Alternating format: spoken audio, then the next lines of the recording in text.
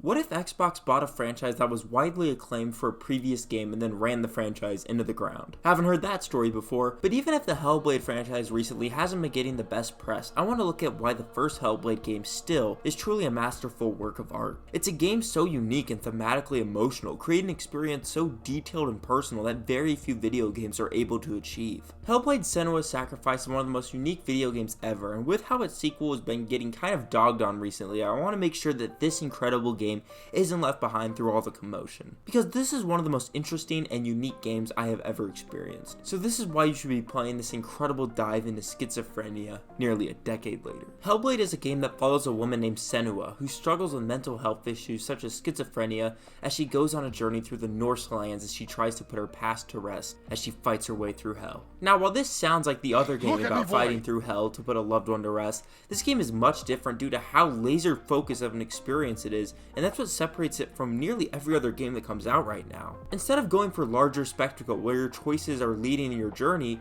it instead switches that for an extremely linear style that swaps player choice for incredible detail in its world and story. But just like God of War, this game's gameplay cycle relies on you fighting with your slow sword as you progress through these incredibly distinct and unique lands. The different elements though of Hellblade on their own can be viewed though as not that special. The gameplay can be viewed as shallow and repetitive. The puzzles are complicated and can turn some people off with how frustrating they can seem at times, and especially when they're viewed on their own in a vacuum. But all of the combat and puzzles fit into the overarching thematic idea of the game's view on overcoming a daily mental anguish that only seems to repeat time and time again. The repetition of the combat and the foes you're facing has a thematic purpose. The struggle of trying to progress through this world and the puzzles that are so challenging and repetitive all feeds into the thematic center of this game and trying to overcome your demons in your daily life. One of the biggest things I harp on in video games is ludonarrative dissonance, which is basically a fancy way of saying when different aspects of the game just don't click together. Like having a huge sprawling open world begging you to explore while the story continues to tell you how urgent matters are in the main story. Why are you petting a fox, Jin? People are in torture camps. Hellblade though, with its shorter runtime of around 7 hours, is able to benefit from that hyper focus on the few elements the game is trying to succeed with. Hellblade's combat mirrors the story of Senua and her slow evolving battle with her mental demons. The combat doesn't change at all, instead the game forcing the player to buckle down and find a way to beat the adversary. Because this game has no upgrades for Senua to do. There's no skill tree, the player can't magically make Senua stronger. If anything, her battles, just like the players, are going to get harder the longer the game goes on. The gameplay and difficulty go hand in hand as the game expects the player, just like Senua, to dig deep and master their faults in order to progress.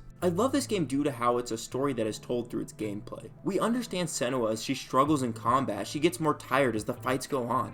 We also understand her frustration with the voices in her head as she has to deal with them when we're doing puzzles. And just like Senua, we feel betrayed sometimes during the puzzles when we're being led astray, while we have other voices that are trying to fight to tell us where the right direction is. The progression feels so much more impactful since we feel that we are overcoming issues as well with Senua, and especially when it comes to the main thing that we have to overcome, which is the voices. Does she know which way to look? Does she know her way into the mountain? Keep going. How could you keep going? Ignore the pain. I told you it was to trick you.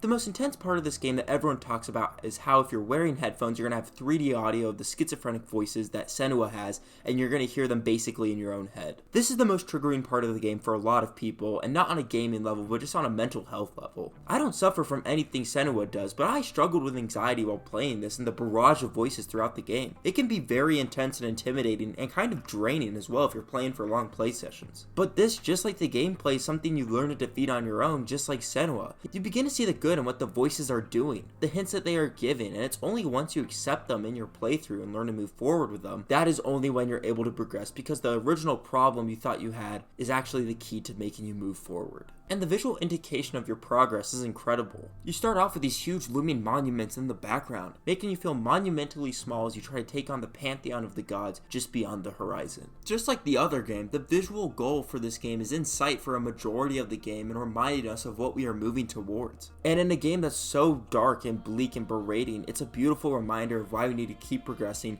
and not let ourselves stagnate. And that is why this game is so incredible, because all that culminates in a journey you don't forget. I don't want to spoil too much of this game because this is a game that needs to be played to be understood. If you play this game and go on Senua's journey, you will understand how special of a game this is. It merges visual storytelling, audio form immersion, and brilliant world design to create something that is truly unique unto itself. Even if you don't love what this game is doing, you have to respect how ambitious and unique of a project this is, in an industry known for settling for just being good enough. This is the closest a game has felt to embarking on a true odyssey. It is taxing, and it is trying, and it is not what everyone wants out of a video game, and that's completely understandable. But few games are as seldom and satisfying when you finish them as Hellblade is. It's a game that reminds us to dig deep, and no matter how dark it gets, there's always going to be a light that's going to lead us out of it. And that's why Hellblade is so special for me, because there hasn't been a game in a while that has been so emotionally and thematically rich when I finish the credits. Hellblade 1 is a special game, and everyone should play it. Also because it's just super fun. But Xbox is treating it like a wounded puppy. You know you guys can promote your exclusive franchises? How is Microsoft still this bad at marketing that this huge game from 7 years ago hasn't been re-released or put out with Hellblade 2? It's shocking. I gotta stop talking about this. I think I'm having a stroke.